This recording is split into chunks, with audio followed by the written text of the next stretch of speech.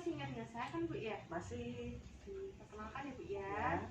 Saya Sinta dari mahasiswa UNIF. Ya. Nah, hari ini kita sesuai janji yang kemarin ya Bu ya, akan berbincang-bincang atau membahas mengenai masalah kesulitan makan yang dialami oleh Dek Naira ya Bu ya, atau biasa disebut dengan picky eater.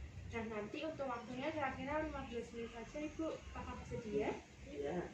Untuk tempatnya mau di mana Bu? Di sini saja Ini ya. aja ya. Oke. Nah, nanti saya akan menjelaskan Bu apa itu picky eater, terus penyebabnya apa, dampaknya apa, terus bagaimana cara mengatasinya seperti itu. Nah, ini saya mulai ya Bu ya.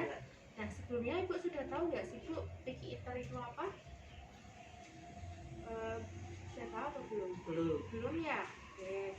Jadi Bu, picky eater itu adalah perilaku anak yang sangat memilih dalam jenis makanan, dan anak itu tidak mendapatkan menu makanan yang seimbang, khususnya menu-menu makanan seperti sayuran, buah-buahan. Nah, anak yang picky eater itu biasanya tidak menyukai makanan tersebut Bu, biasanya hanya suka beberapa jenis makanan saja. Seperti anak itu katanya kemarin sukanya makan sosis, nugget, gitu-gitu ya, susah untuk makan sayuran. Nah, penyebabnya sendiri Bu, ada beberapa penyebabnya. Yang pertama karena penyakit pada anak. Misalnya anak mengalami gangguan pada pencernaannya, misalnya giginya anak keropos atau mengalami sariawan. Nah, itu bisa mengganggu dalam proses pencernaan makanan anak, dan anak itu bisa mengalami picky eater. Kemudian karena faktor psikologis anak. Nah, biasanya anak yang mengalami gangguan psikologis, misalnya anak itu tidak merasa bahagia, sering sedih, murung, nah itu bisa menurunkan nafsu makannya Bu. Hal itu bisa menyebabkan anak juga mengalami picky eater. Kemudian yang ketiga ada pola makan tidak teratur. Nah, ini misalnya tuh anak jam makannya tuh tidak sesuai dengan jam waktu sebenarnya Bu. Misal waktunya makan siang anak tidak mau makan, atau anak tuh malah sering nyemil, jadinya waktu makan siang tuh anak tidak mau Bu. Kemudian yang keempat akibat perilaku makan orang tua. Jadi orang tua itu menjadi cerminan ya Bu ya bagi perilaku anaknya. Kalau misal orang tuanya suka makan makanan yang kurang sehat, itu bisa menyebabkan anak juga ikut-ikutan untuk makan makanan yang kurang sehat juga. Nah, sampai di sini Bu, apakah bisa dipahami Bu tentang penyebab dari picky eater itu sendiri? Bisa. Lanjut ya Bu ya, yaitu tentang gejala dari picky eater. Anak itu bisa dikatakan mengalami picky eater apabila yang pertama anak itu mengalami neofobia, atau anak enggan untuk mencoba jenis makanan baru. Jadi misal dikasih makanan yang baru nih yang dia belum pernah makan, dia sama sekali tidak mau makan makanan tersebut. Kemudian ada pembatasan terhadap jenis makanan tertentu, terutama sayur-sayuran, buah-buahan, seperti yang saya jelaskan tadi. Kemudian anak tidak tertarik terhadap makanan dengan berbagai cara yang dilakukan. Apabila anak dikasih makanan baru nih, anak menolak makanan tersebut dengan menampik makanan, atau menutup mulutnya rapat-rapat, atau bahkan kalau anak itu mau makan cuma diemut aja makanannya, nggak ditelan gitu loh Bu. Kemudian di sini ada dampak dari picky eater sendiri. Jadi apabila picky eater pada anaknya tidak ditangani, bisa menyebabkan berbagai dampak yang terjadi pada anak.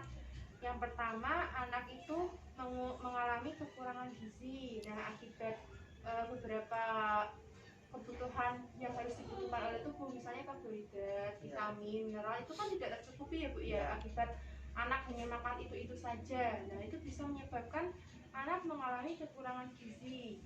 Nah, akibat kekurangan gizi tersebut bisa menyebabkan anak itu mengalami penurunan berat badan, sehingga berat badan anak itu menjadi kurang. Selain itu juga menyebabkan anak kepintarannya itu menurun Bu, tidak berkembang, dan anak itu akan mudah mengalami sakit akibat daya tahan tubuhnya itu mudah turun. Nah, sampai di sini Bu bisa dipahami ya Bu ya.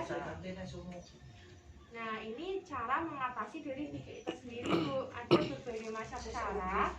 Yang pertama itu menghidangkan menu yang bervariasi.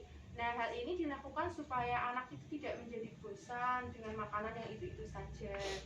Kemudian yang kedua, mengurangi makanan ringan di antara jam makan siang. Nah, ini bisa dilakukan supaya waktunya makan siang itu anak belum merasa kenyang gitu loh Bu. Jadi tetap mau untuk makan siang seperti itu. Kemudian yang ketiga, mempercantik tampilan makanan. Nah, hal ini bisa dilakukan tuh supaya anak itu lebih tertarik untuk mencoba makanan. Misal kayak makanannya dibentuk seperti hewan-hewan, gitu, bento kayak gitu ya Bu ya. Nah, kemudian memperhatikan kondisi psikologis anak. Nah, ini sangat penting Bu untuk diperhatikan. Sebisa mungkin kita membuat anak itu merasa bahagia, senang, supaya nafsu makannya itu juga bertambah.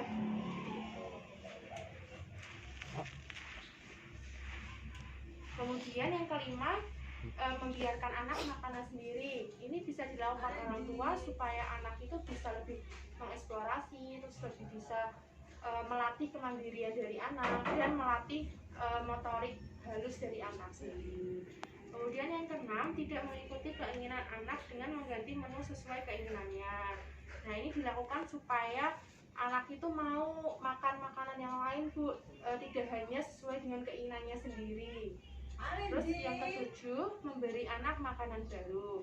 Nah, kalau ini bisa dilakukan dengan mencampurkan makanan baru anak dengan makanan yang disukai. Nah, nanti dicampurkan terlebih dahulu. Nah, lama-lama bisa ditambah tuh Bu makanan barunya sampai anaknya itu merasa suka atau sudah mau mengonsumsi makanan baru tersebut. Terus yang terakhir, bisa memberikan vitamin penambah nafsu makan kepada anak. Nah, udah banyak ya Bu ya di apotek. Nah, itu bisa coba memberikan anak supaya nafsu makan anak itu meningkat. Nah, itu tadi ya Bu ya penjelasan terkait dengan picky eater yang bisa saya jelaskan. Nah, bagaimana Bu perasaannya sekarang? Senang Mbak, tahu. Senang ya Bu ya, alhamdulillah. Sampai di sini Bu, apakah ingin ditanyakan?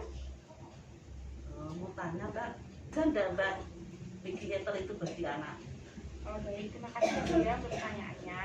Jadi Bu, picky eater itu sebenarnya wajar Bu, karena itu merupakan bagian dari fase dari perkembangan anak. Nah, picky eater sendiri itu biasanya muncul pada anak usia 2-6 tahun.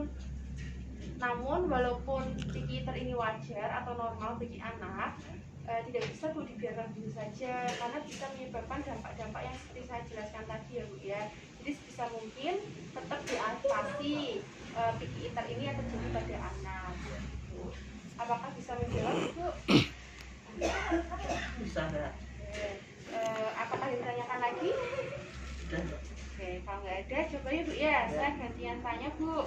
Ibu masih ingat nggak Bu, tadi tuh kalau penyebab dari picky eater pada anak itu apa aja? Psikologi anak, pola makan tidak teratur, Iya, oke. Bisa juga karena gangguan kesehatan ya. gigi. Oke. Terus kalau untuk dampaknya sendiri Bu, kan ada beberapa tuh tadi apa aja? Itu ada Bu, misal kalau kekurangan vitamin, terus jadinya Kurang kepintaran menurun, ya. berat badan berkurang. Hmm. Seperti itu Mbak. Apa lagi Bu? Berat badan menurun. Terus Anak mudah sakit. Terus kalau cara mengatasinya kan ada banyak ya Bu ya, yang saya jelaskan. Itu masih ingat ya Bu? Berapa aja deh? Ya. Menghidangkan makanan yang bervariasi, Ya, benar. mengurangi makanan ringan, mempercantik tampilan makanan. Ya, oke. Dan jelas ya Bu ya, seperti yang saya jelaskan tadi Ibu bisa memahami. Nah Ibu, ini di sini saya ada leaflet Bu yang berisi penjelasan yang tadi saya jelaskan. Ini misal kayak ada cara mengatasinya, nanti bisa dibaca-baca lagi ya Bu ya. Oh iya. Kalau misal Ibu lupa, dibaca lagi supaya nanti cara-cara di sini bisa diterapkan Ibu kepada anaknya. Enggak Mbak. Kalau begitu Bu, karena ini waktunya sudah habis, saya cukupkan sampai di sini ya Bu ya.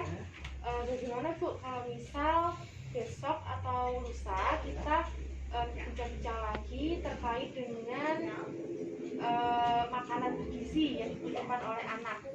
Ya bisa Mbak. Besok atau lusa Bu? Lusa saja Mbak. Bisa ya. Untuk jamnya Monggo. kayak sekarang aja ya Bu ya. Oke. Terus lu tepatnya berarti di rumah ibu Yes. aja ya. Oke. Kalau begitu cukup sekian ya Bu ya. Terima kasih atas perhatiannya Ibu. Mohon maaf apabila saya ada kesalahan.